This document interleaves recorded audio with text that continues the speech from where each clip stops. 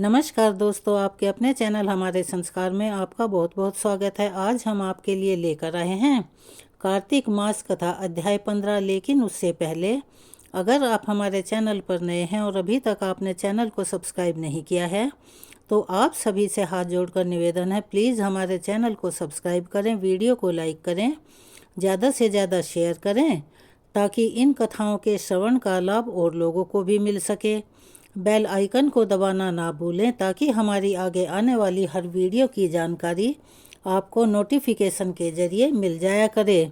आपका एक छोटा सा प्रयास हमारे लिए काफ़ी मददगार साबित होता है, इसीलिए प्लीज़ अपना सहयोग हमें प्रदान करें। परमपिता परमेश्वर की कृपा आप पर हमेशा बनी रहे, आपके घर में अन्न धन के भंडार भरे रहें। कमेंट्स बॉक्स में अपने कमेंट्स के साथ साथ जय श्री कृष्णा हर हर महादेव लिखना ना भूलें।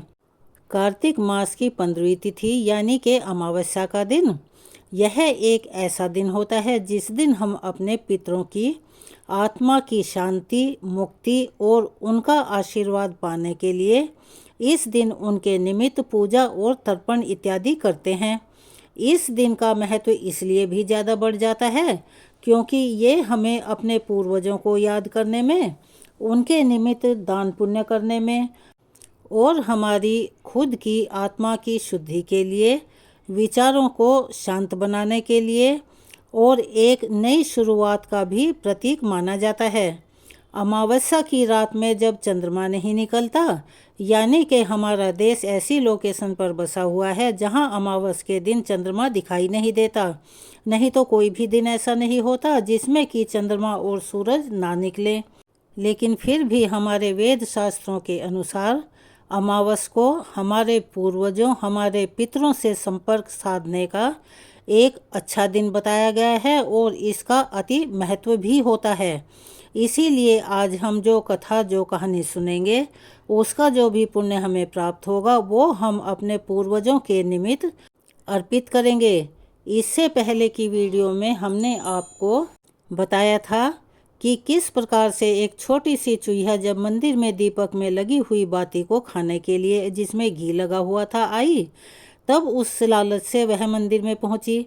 तो जैसे ही उसने उस दीपक की बाती को मुंह में उठाया, वह बाती तो उसके मुंह में आई नहीं, बल्कि वह थोड़ा सा आगे खिसक गई। आगे खिसकने से बुझती हुई बाती दोबारा से जल उठी। तो ऐसे में अनजाने में ही चूहिया से एक बहुत बड़ा पुण्य का काम हो गया। आई तो वह उसको खाने के लिए थी, लेकिन संयोगवश और दैविक कृपा से उससे वह बाती बुझी नहीं, बल्कि आगे बढ़ने से वह दीपक बुझता हुआ फिर से जलने लगा। लेकिन उस जलती हुई बाती से चूहिया का मुंह इतनी बुरी तरह से जल गया था कि जिससे उस मंदिर में उस चूहिया की उसी कारण से मृत्यु हो गई। इस बारे में अगर आप ज़्यादा जानकारी चाहते हैं तो आप हमारी इससे पहले वाली वीडियो को दोबारा सुन सकते हैं। चलिए अब आपको सुनाते हैं कार्तिक महात्म्य का आगे का वृतांत। नैमिषारण्य तीर्थ में उपस्थित ऋषि मुनियों से श्री सूत जी महाराज ने कहा, अब मोक्ष के देने वाले सभी व्रतों में उत्तम एकादशी के व्रत का महात्म्य भी सुनो। एकादशी चाहे कृष्ण पक्ष की हो या शुक्ल पक्ष की हो, उस दिन अन्न भूलकर भी नहीं खाना चाहिए। एकादशी के दिन खाया हुआ अन्न मांस खाने के बराबर माना जाता है। जो लोग एकादशी का व्रत करते हैं उन्हें दशमी और द्वादशी को भी अगर संभव हो तो एक समय ही भोजन करना चाहिए, जो कि हमारे वेद शास्त्रों में और हमारे धर्म के अनुसार उत्तम माना जाता है। नारद जी द्वारा महाराज पृथु को सुनाई हुई कथा सुनाते हुए श्री सूत जी महाराज कहने लगे, हे ऋषियों, गंगा के समान तीर्थ नहीं, माता के समान गुरु नहीं, विष्णु के समान देव नहीं, अन्न न खाने के समान तप नहीं और शांति के समान संसार में कोई दूसरा सुख नहीं है। सत्य के समान ज्योति नहीं, कार्तिक के समान कोई मास नहीं, ज्ञान के समान कोई लाभ नहीं और एकादशी के समान कोई व्रत नहीं है। व्रत करने वाला प्रातःकाल उठकर भगवान का पूजन करे, पुराणों की कथा सुने और रात्रि को जागरण करें। अब आपको हम एक प्राचीन कथा सुनाने जा रहे हैं, जिसे आप ध्यानपूर्वक सुनो। नर्मदा नदी के तट पर गालब ऋषि का शांत, शोभायुक्त और मनोरम आश्रम था। उनका पुत्र भद्रशील भगवान विष्णु का अनन्य भक्त था। भद्रशील अपने साथियों के साथ भगवान की मूर्ति बनाकर उसका पूजन किया करता था और साथ ही वह उन्हें उपदेश भी दिया करता था कि वे भी भगवान का पूजन करें और एकादशी का व्रत रखा करें। उसके उपदेशों को सुनकर अन्य बालक भी ऐसा ही करते थे।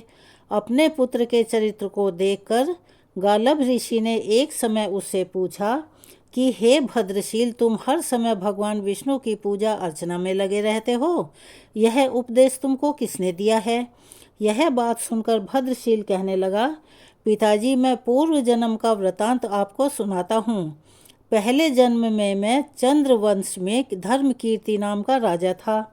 दत्तात्रेय जी से मैंने शिक्षा दीक्षा ग्रहण की थी। साथ ही 1000 वर्ष तक मैंने राज्य भी किया था। अपने उस जन्म में मैंने धर्म और पुण्य के अनेकों कार्य किए, परंतु बाद में बुरी संगति में पड़कर मैंने वह धार्मिक और वेद युक्त मार्ग छोड़ दिया और पाखंड के रास्ते पर चल पड़ा। मेरे दुराचारों को देखकर प्रजा भी पाप कर्म करने लगी, क्योंकि जैसा राजा करता है वैसी ही उसका प्रजा भी आचरण करती है। इस तरह धर्मशास्त्रों के कहे अनुसार प्रजा के पाप का छठा भाग भी मुझे मिलने लगा। एक दिन शिकार खेलने के लिए मैं वन में गया। दिन भर भूखा प्यासा रहा, खाने पीने को कुछ भी नहीं मिला। जंगल में भटक जाने के कारण शाम को मैं घूमता फिरता नर्मदा नदी के किनारे जा पहुंचा। उस दिन एकादशी का दिन था और एकादशी का व्रत होने के कारण वहां पर इकट्ठा हुए अनेकों वैष्णव जन भगवान का भजन कीर्तन कर रहे थे। भूख और प्यास से व्याकुल और थका हारा होने के कारण मैं रात भर वहीं पड़ा हुआ कीर्तन सुनता रहा। प्रातःकाल होते ही भूख और प्यास से मेरे प्राण पखेरु उड़ गए। उसी समय यमराज के दूत मेरे पास आए और मुझ पापी को मारते पीटते हुए यमराज के पास ले गए। वहां पर यमराज ने चित्रगुप्त जी से मेरे पाप और पुण्य का लेखा जोखा पूछा। तब चित्रगुप्त जी ने कहा कि महाराज, यद्यपि यह इंसान महापापी है, परंतु इसने एकादशी का व्रत किया था, रात्रि भर भगवान का कीर्तन भी सुना था। एकादशी को भोजन न करने के कारण इसके प्राण निकले हैं और इसी एक दिन के व्रत करने से, रात को जागरण करने से और प्रभु का स्मरण करने से इसके समस्त पाप नष्ट हो गए हैं। चित्रगुप्त जी की यह बात सुनकर यमराज तत्काल अपने सिंहासन से उठकर खड़े हो गए और मुझे नमस्कार किया। फिर मुझसे बोले, मुझसे बड़ी भारी भूल हुई, आप मुझे क्षमा कर दीजिए। फिर यमराज ने अपने दूतों को धिक्कारते हुए कहा, जो व्यक्ति भगवान के नाम का स्मरण करता है अथवा सुनता है, उसको हमारे पास कभी मत लाया करो। जिससे अनजाने में भी एकादशी का व्रत हो गया हो या उसने किया हो, उसके समस्त पाप नष्ट हो जाते हैं और फिर उसे हमारे पास आने की आवश्यकता ही नहीं पड़ती। इसके बाद यमराज जी ने मेरा पूजन किया और फिर हजारों वर्ष इंद्रलोक और विष्णुलोक में रहने के बाद जब मैंने आपके यहाँ जन्म लिया। एकादशी के व्रत की महिमा तो अपार है ही। जो इस कथा को सुनता है अथवा दूसरों को सुनाता है, पढ़ता है और हुंकारे भरता है, उसके भी समस्त पाप स्वतः ही नष्ट हो जाते हैं। फिर एक दिन महाराज पृथु ने देव ऋषि नारद जी से पूछा कि हे देव ऋषि, समस्त गोपियों में राधा जी ही भगवान कृष्ण को इतनी प्यारी क्यों हैं और कार्तिक मास में भगवान कृष्ण के साथ उनकी भी पूजा क्यों की जाती है? तब देव ऋषि नारद कहने लगे, नारायण नारायण, हे राजन, पहले मनवंतर में पांचाल देश में प्राचीन विहि नामक एक राजा था। उसने विष्णु भगवान का एक अत्यंत सुंदर और विशाल मंदिर बनवाया। उसमें नित्य प्रतिदिन विधि विधान से भगवान का पूजन हुआ करता था।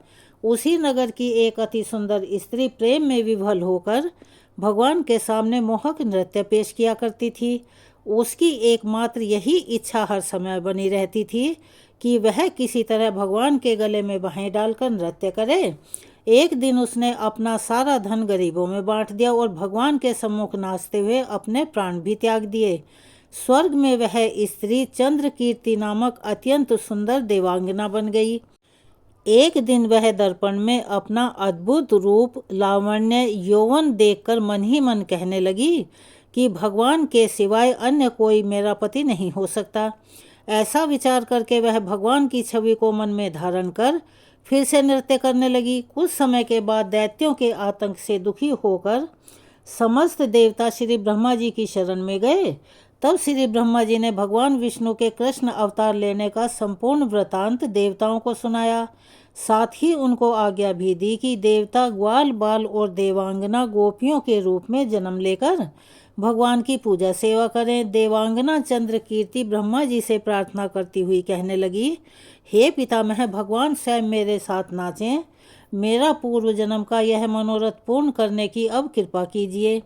तब ब्रह्मा जी ने चंद्र कीर्ति को वरदान देते हुए कहा कि तुम नंदग्राम में वृष भानु महान गोप के यहाँ राधा नाम से जन्म लेकर समस्त ब्रज गोपिकाओं से अधिक भगवान को प्रिय होगी।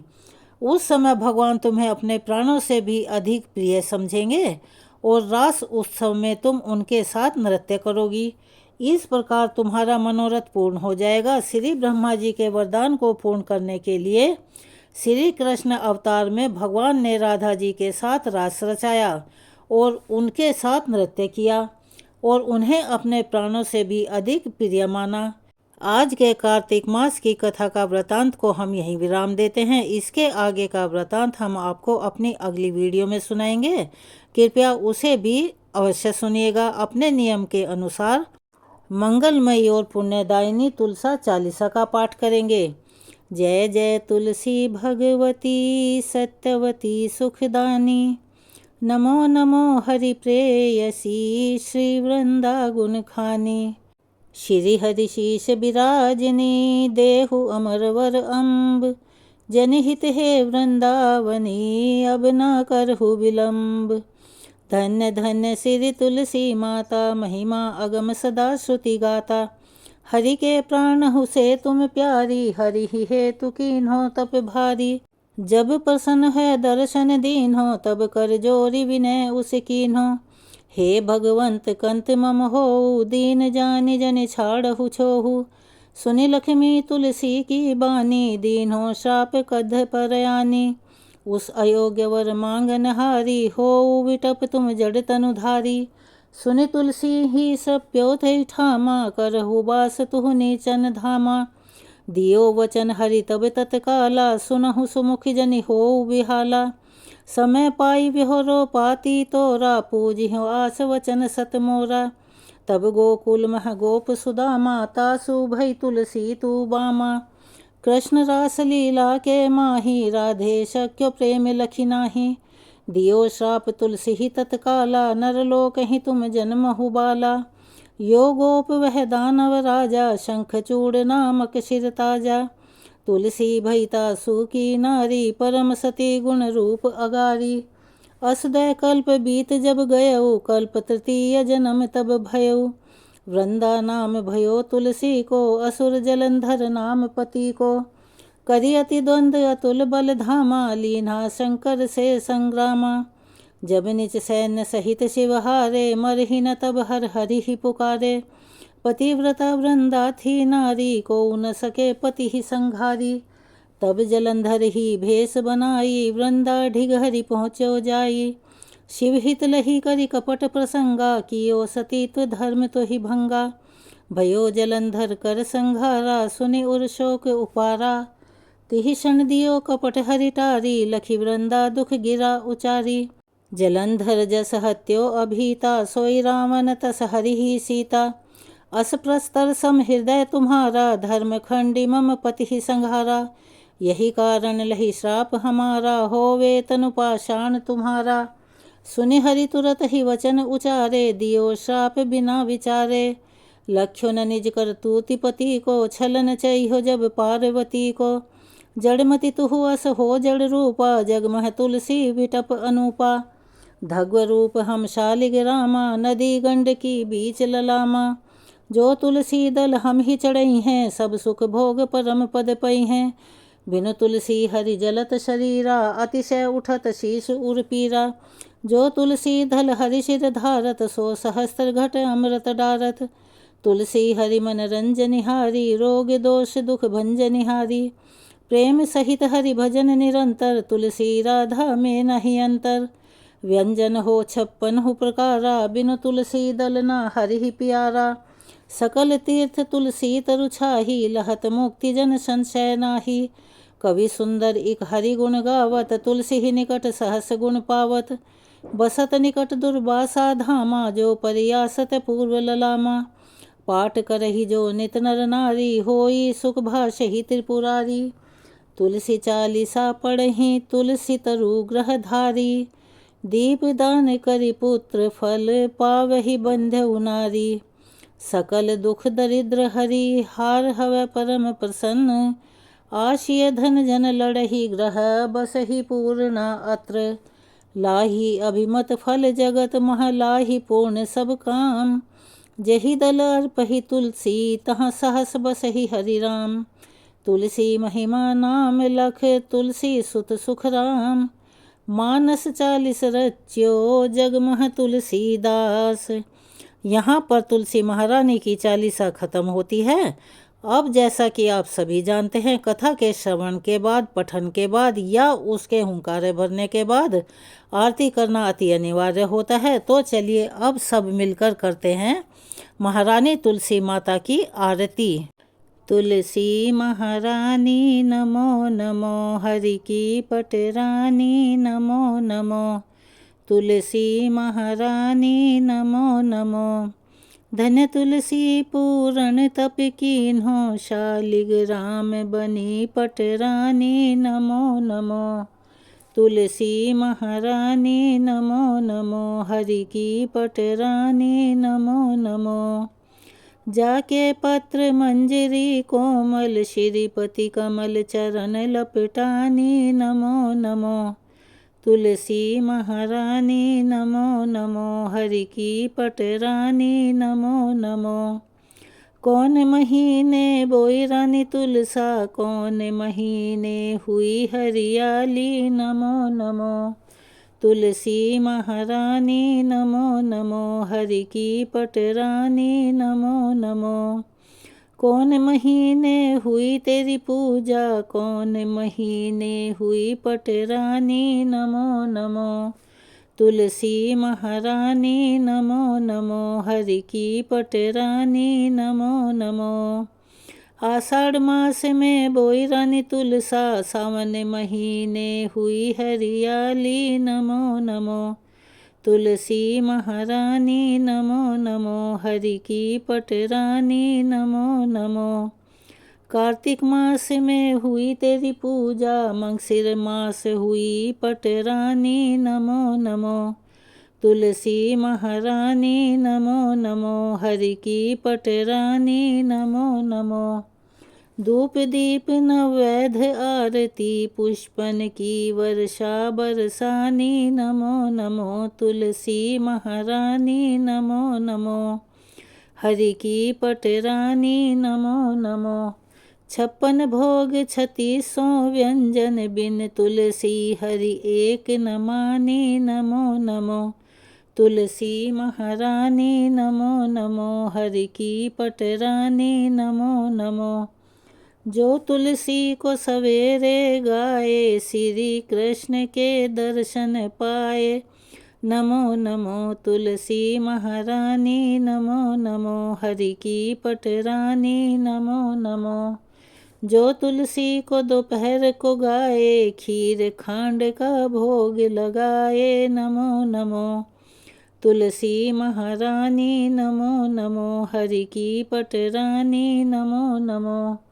जो तुलसी को सांझ को गाए, श्री कृष्ण की आरती उतारे नमो नमो। तुलसी महारानी नमो नमो, हरि की पटरानी नमो नमो। जो तुलसी को रात को गाए, श्री कृष्ण के चरण दबाए नमो नमो। तुलसी महारानी नमो नमो, हरि की पटरानी नमो नमो। सब सखी मैया तेरो यश गावे, भक्ति दान दीजे महारानी नमो नमो।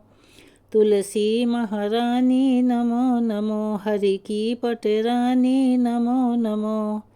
तुलसी महारानी नमो नमो, हरि की पटरानी नमो नमो। चलिए एक बार मेरे साथ प्यार से बोलिए, तुलसी माता रानी की जय। यहाँ तुलसी माता की आरती संपूर्ण होती है। अगर आप हमारे चैनल पर नए हैं और अभी तक आपने चैनल को सब्सक्राइब नहीं किया है तो आप सभी से निवेदन है, प्लीज़ हमारे चैनल को सब्सक्राइब करें, वीडियो को लाइक करें, ज़्यादा से ज़्यादा शेयर करें, बेल आइकन को दबाना ना भूलें ताकि हमारी आगे आने वाली वीडियो की जानकारी आपको नोटिफिकेशन के ज़रिए मिल जाया करे। कमेंट्स बॉक्स में जय श्री कृष्णा हर हर महादेव लिखना ना भूलें। अपना सहयोग और प्यार हमें ऐसे ही प्रदान करते रहें। धन्यवाद।